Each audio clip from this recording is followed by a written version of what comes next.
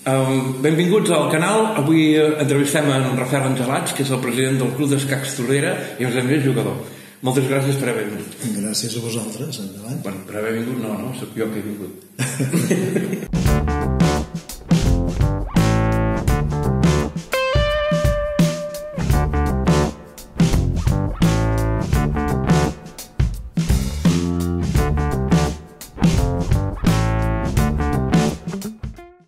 El Club d'Escacs Tordera em sembla que existeix des de l'any 1985. No és cert? No, és anterior. És anterior, sí.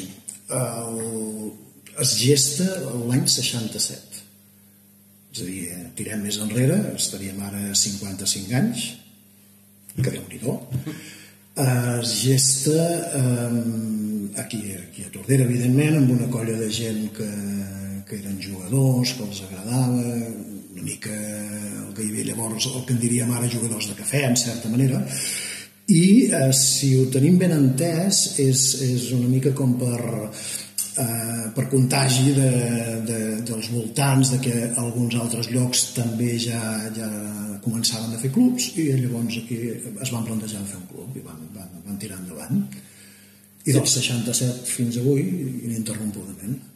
Llavors, pot ser que juguéssiu abans a Barcelona i després a Girona? A veure, en el primer moment, en aquest moment fundacional, diguem, jo entenc que la cosa com organitzativa i les coses que es feien devien ser força diferents d'ara. No sé si es jugava, per exemple, el Campionat de Catalunya d'equips com es fa ara i coses així, no ho sé, ho desconec. Sí que hi ha constància documental d'alguns actes, algunes coses i algunes notícies en el llibre d'actes, per exemple, d'haver participat en campionats per aquí a la vora i en algunes proves, però no tenim constància, em sembla, d'això, d'una competició arreglada com es fa ara cada any i de la mateixa manera i això no. Jo sí que tinc constància. Ah, sí? I t'explicaré. Molt bé. Perquè és una cosa que sempre recordo i amb molt de carinyo. L'any 1985 va ser el primer any que jo vaig jugar a escacs. Sí. I va coincidir que el Tordera va començar a jugar almenys a Girona. Jo ho tinc entès així, que abans poder jugar a Barcelona. Total, que jo jugava amb el Penya Doble Set, vam venir a Tordera, va ser el meu primer desplaçament així com al campionat per equips. El número 1 era l'Antoni Medinyà, que va ser president del Jorunda després. El número 2 era en Josep Serra, que després ara és president del Jorunda, i el número 3 era jo, és a dir, que ara em tocaria ser-ho a mi, no?, el president del Jorunda. Però el cas és que era la tercera categoria, és a dir, que el Tordera començava. I una cosa, és que va ser molt maco, perquè vaig fer una Sainis, encara ho recordo, la variant Sainis. D'acord, sí. Llavors la jugava, es treballava una torre i guanyava la partida, era molt fàcil llavors, no? I vaig guanyar molt ràpid i vaig anar a fer un vol. I això és el que recordo més, que era un diumenge al matí, a Tordera ja marcat, i aquell dia em vaig enamorar dels escacs i de la competició. Molt bé. Doncs mira, ara també, ja gratant en els records, em fas pensar que el president anterior, l'Enric Riera, jo recordo que ell, ja lligaria amb això que dius, recordo ell haver comentat, el que no preciso és en quin moment, que havien demanat de jugar per Girona. I ell va dirigir el club fins l'any 90, pràcticament. És a dir, que devia ser això. De fet, jo també vaig començar a jugar aquí, poder el 86 devia ser. O sigui, no vam coincidir per poc. Per poc, o sigui, llavors estava al segon. 86 o 87, devia ser. I això, feien poc que me va explicar l'Enric que havien demanat de jugar per la demarcació de Girona. És a dir, que això pressuposa que anteriorment devien haver estat jugant per Barcelona. El 85. Des del 85 el Tordera ha fet un creixement molt gran. De fet, ara jugareu a primera divisió una altra vegada, no? Sí, poso un sí així amb sordina. Va fer un creixement espectacular del 85. Si ho féssim en gràfica, del 85 hi ha una pujada molt consistent fins a arribar a divisió d'honor. Van ser els anys, diguem-ne, per nosaltres insuperables, evidentment. I llavors hi va haver decalatge, una certa caiguda o baixada. Ens vam quedar en el topall de la segona divisió, hem estat una pila d'anys a segona divisió, i aquest any passat, perquè hi va haver, no sé, hi ha allò de l'extinció dels dinosaures i després hi ha això, que és un altre fet d'aquests que suposo que s'estudiarà, llavors no sé per què, el Tordera va quedar campió i va pujar. Vull dir que és en broma, però aquest any passat tots plegats considerem que va ser un any molt estrany en el sentit de diferent, és a dir, no és comparable a la resta d'anys i per tant haver ascendit aquest any passat no és homologable des del nostre punt de vista, no? Ni amb la força que teníem, ni es va posar tot de cara, i el fet és que sí, que aquest any que ve, ara aquesta propera temporada competirem a primera divisió altra vegada, però les expectatives són molt clares per part nostra. Sortim i disfrutarem, no? Això, que sortim i gaudim de l'any, però aquí s'acaba, i contents de fer-ho, però amb un cert realisme, perquè vaja, no sé si val la pena entrar-hi, perquè suposo que qualsevol que estigui mirant ara aquest vídeo està al cas de la qüestió que en els anys de pandèmia hi ha hagut uns canvis organitzatius, estructurals que han afectat moltíssim la competició, i això ara ja no serà així. Per tant, ara tornem, com si diguéssim, a la vella guerra, que ja la tenim coneguda, i en aquesta vella guerra nosaltres, la consciència que tenim és que el nostre topall de moment continua sent la segona divisió, no passa la primera. La primera ens va una mica grossa, o molt grossa. Com un extra, no? Sí. A veure, i insisteixo en això, benvingut, i benvinguda l'oportunitat, i a gaudir-ne tant com es pugui, però fins aquí, i ja està. Hi ha un fet que he parlat amb diversos clubs, també en aquest canal, i hi ha unes queixes de que els clubs, és això, als anys 90 o així, érem forts, estàvem creixent, però després som la mateixa gent, com si no hi hagués renovació. En canvi, hi ha molts joves que juguen. Com ho veus, això? A Tordera també és igual? Jo diria que nosaltres estem en l'extrem negatiu, en aquest paràmetre que estàs posant sobre la taula, en el sentit de que el jovent, suposo que hi ha clubs que en tenen molt, hi ha clubs que en tenen no tant, hi ha clubs que en tenen una mica, i nosaltres som dels que no tenim gens, però fa anys. I des del nostre punt de vista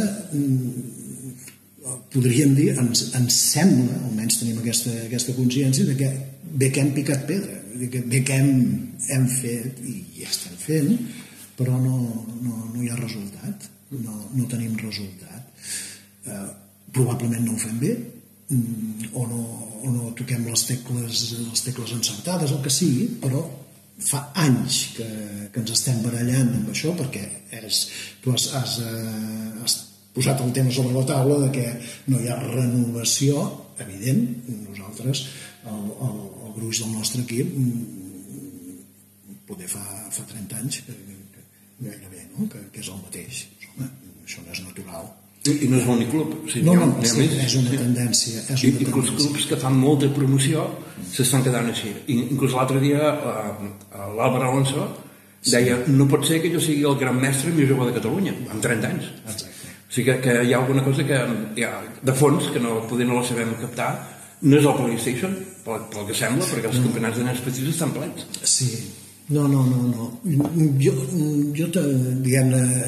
corregiria només de dir que tu has dit, hi ha alguna cosa, jo penso que deuen ser algunes coses, és a dir, que deu ser una conjuminació, es deuen haver concentrat, o s'estan concentrant, s'estan jugant una sèrie de coses, una sèrie de factors.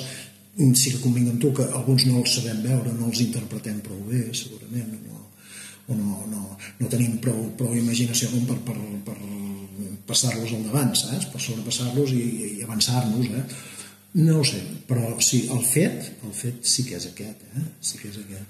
Una pregunta que sempre faig, ara la faré diferent, jo t'hi dic que el 1985 I és encert, va ser a Tordera, caminant per Tordera, un diumenge al matí que em vaig enamorar de la competició i no l'he deixada mai.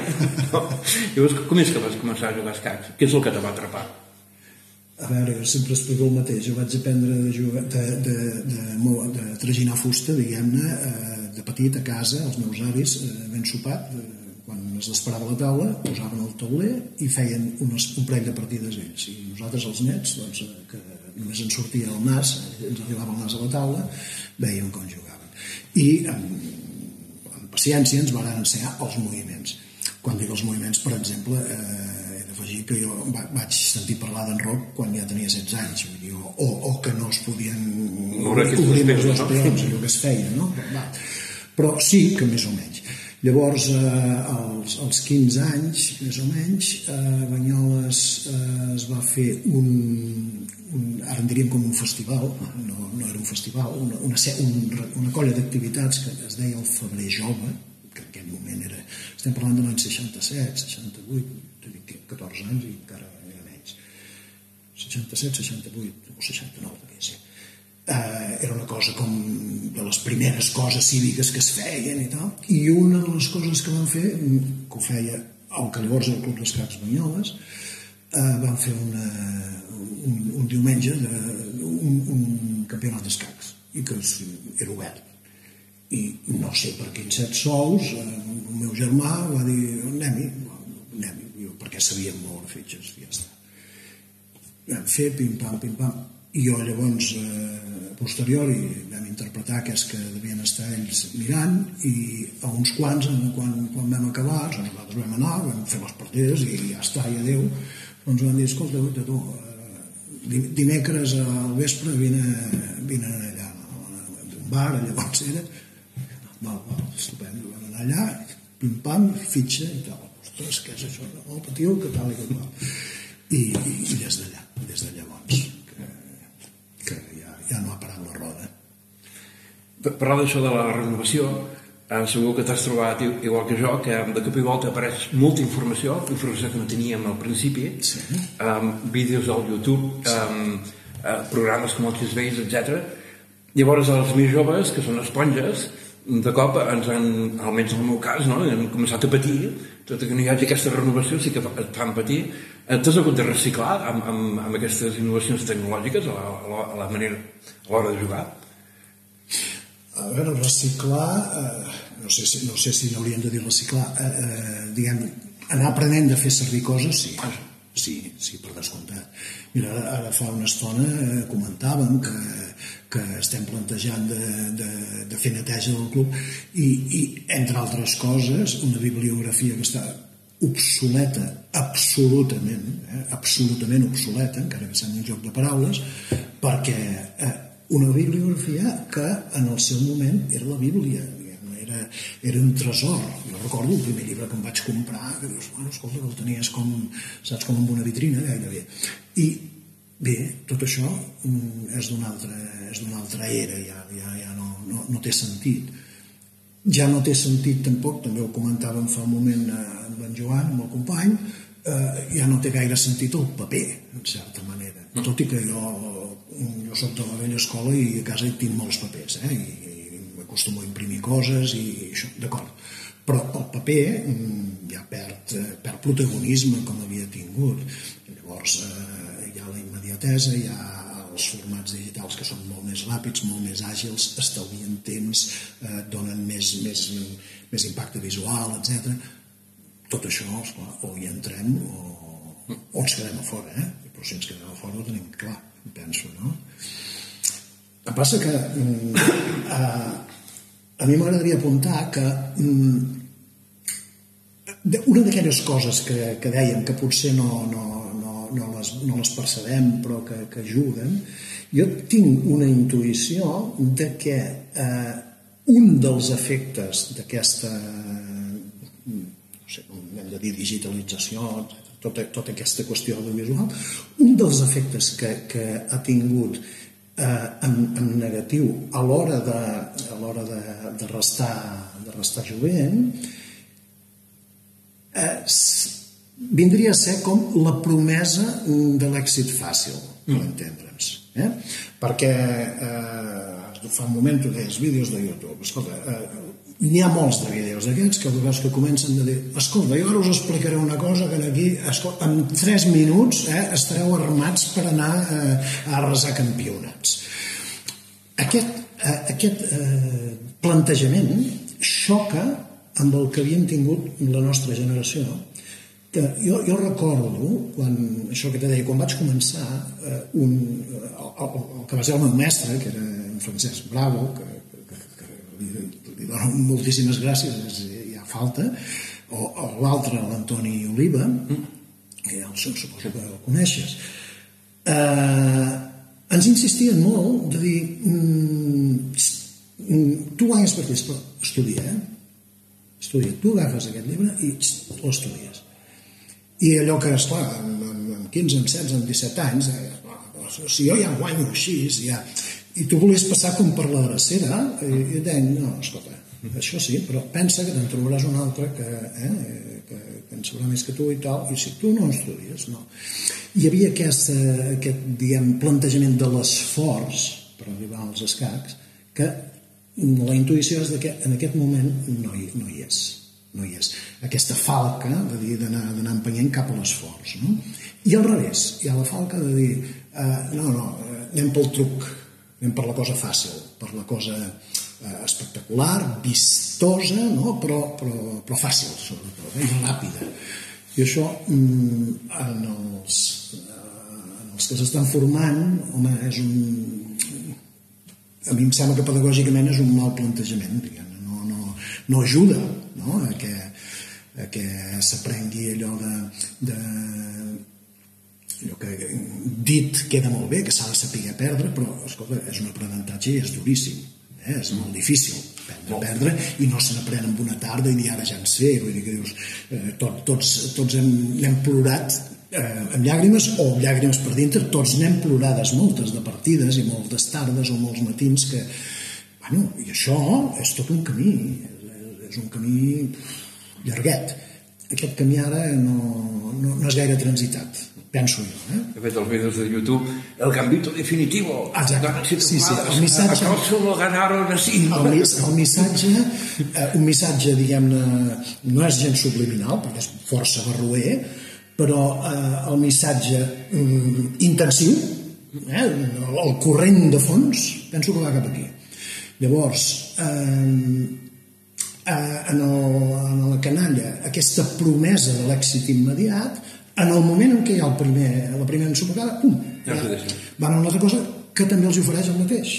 Perquè llavors la segona volta d'això és que troben una altra oferta amb aquests mitjans, etc., que també els ofereix el mateix. Esclar, dius, si aquí tasto i, ostres, em surt salat, vaig a l'altre, que m'agrada més que és dolç.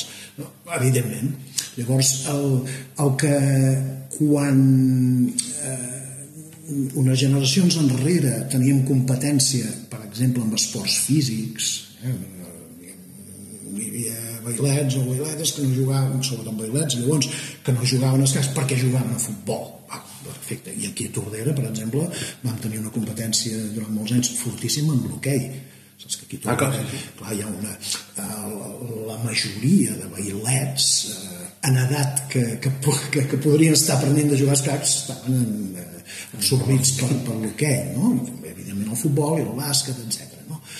Però el que abans feia això, ara ens ho fa aquesta recompensa ràpida que apareix en la majoria d'ofertes d'aquest tipus, entenc jo, és a dir, el que sé, aprèn de fer twirling, o fes no sé què, o fes o pinta, o fes escultura, el que sigui, que tot és fàcil, aquest missatge del fàcil, jo entenc que és força, diguem-ne, xocant amb els escacs, no? És a dir, que sí està bé, perquè els escacs no són fàcils, entenc jo, Llavors, això que hem parlat de la renovació, els joves, etc., els canvis competitius que també hi ha hagut, que jugant en menys temps, com a president del Tordera, quins reptes veus de futur en el teu cas?